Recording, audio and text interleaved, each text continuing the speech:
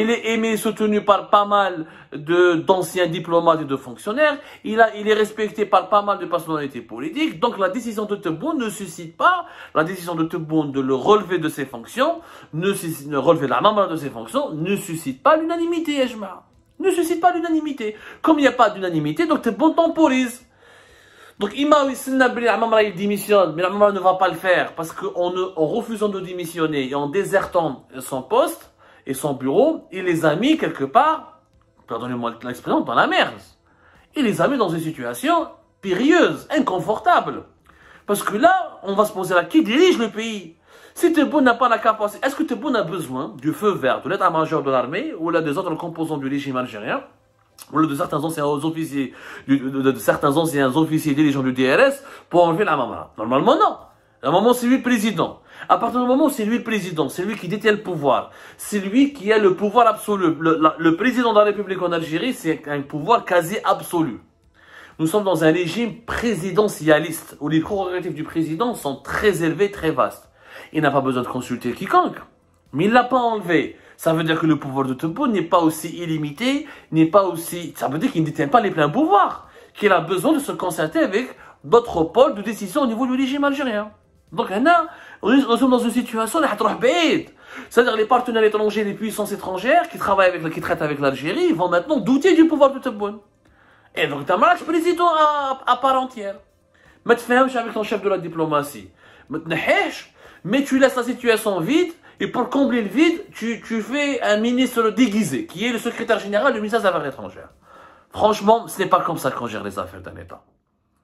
L'Algérie est un pays qui a un prestige, qui a une crédibilité, qui avait un prestige, qui avait une crédibilité, qui avait du sens, qui comptait sur la scène internationale, notamment sur la scène continentale et arabe. On ne peut pas traiter l'État algérien de cette manière. On ne peut pas organiser la disparition ou la mise à l'écart d'un ministre aussi important, d'un département régalien comme celui de la diplomatie et des affaires étrangères et laisser un secrétaire général diriger ce ministère lors des rencontres les plus importantes et les plus prestigieuses du moment, alors que nous vivons une crise géopolitique majeure au niveau et plusieurs foyers de tension sont à nos frontières. On a besoin de stabilité, de crédibilité à la tête du ministère des Affaires étrangères.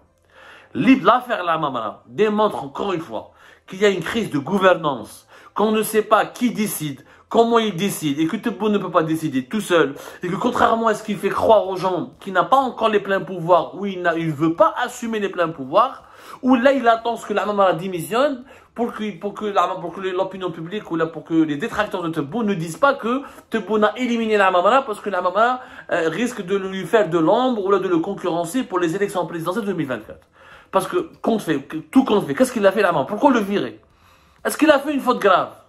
Pourquoi le virer? Il a un mauvais bilan. Il l'a fait, il faut un argumentaire. Il faut prouver que c'est un mauvais bilan. Belli n'a pas été à la hauteur des attentes et des missions qui lui ont été confiées. Il faut le virer. Mais ils ne peuvent pas dire ça parce que c'est pas la Mamara qui a décidé tout ça de la politique étrangère. On sait très bien que la rupture des relations diplomatiques avec le Maroc, ce n'est pas que le Conseil, que ce n'est pas uniquement, ce n'est pas une idée originale élaborée et pensée par la Mamara. Toutes les positions en ce moment de l'État algérien sur pas mal de dossiers, la crise avec la France, la crise avec l'Espagne, ce n'est pas que de la Mamara ou là, ce n'est même pas de la Mamara. Donc, on ne peut pas rendre responsable la Mamara de tout. Je ne le défends pas, hein. Je ne dis pas qu'il est magnifique, qu'il est extraordinaire, il a des défauts, il a ses qualités, il a ses défauts. Mais ce n'est pas le plus incompétent, le plus catastrophique des dirigeants aujourd'hui. Donc, on ne peut pas le sacrifier sur l'autel des échecs du régime algérien, alors que ces échecs-là incombent à l'ensemble des dirigeants qui ont participé au processus de prise de décision dans certains dossiers qui engagent les intérêts internationaux de l'Algérie. L'affaire La Mamara va se poursuivre dans les jours à venir. Y aura-t-il un remaniement pour mettre fin à cette confusion dangereuse? C'est une confusion dangereuse.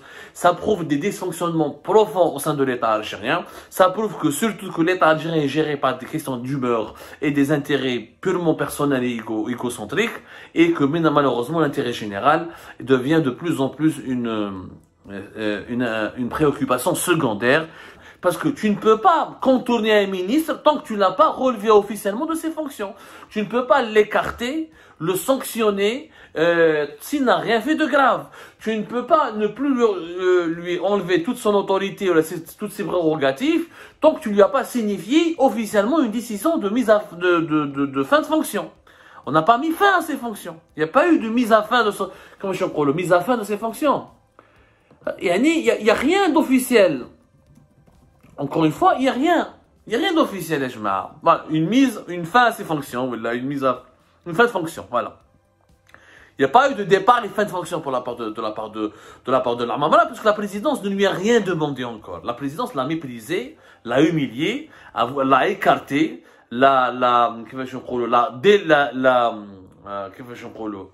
relégué au second plan, elle l'a dévalorisé, elle l'a dégradé quelque part, mais sans aucune décision officielle.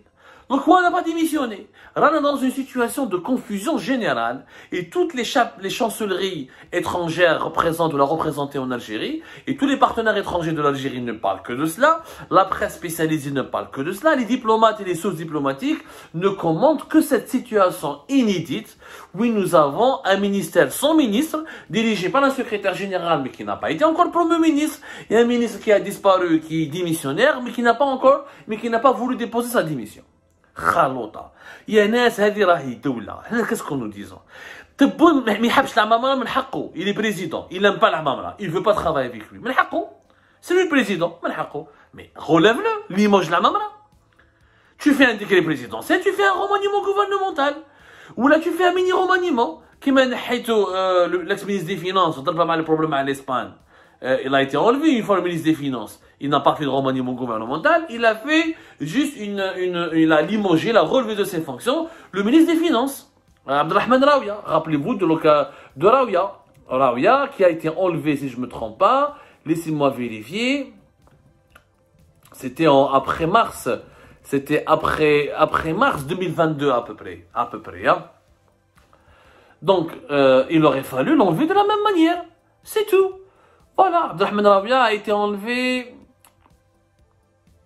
en juin, voilà, pardonnez-moi. C'était le 14 juin 2022, alors qu'il avait été nommé dans ses fonctions de ministre des Finances le 17 février 2022. Il avait été remplacé par son secrétaire général qui était Brahim Djamal Kissali.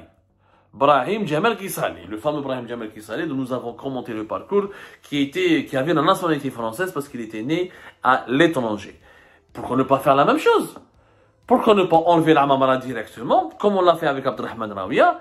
Ouh, خليه يا خويا ما على باليش انايا دير عمار بيراني.